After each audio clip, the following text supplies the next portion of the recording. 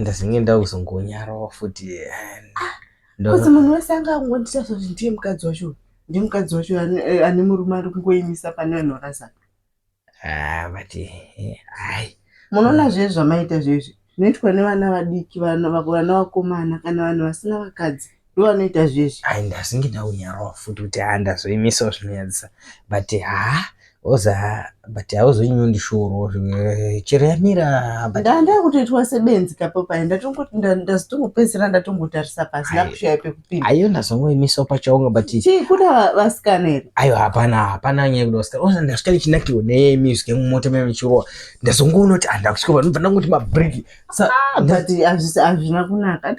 Kuita kubvumburutsa kudaro vanhu vakadzi vakuru vese vabva pavachimhanya hai nino ndazotongonyara ndamisa mota zvakashata pana zvoti ndaona dust raita pepe. Aiwa but ndati sorry ndosanda kumbira regero ndikati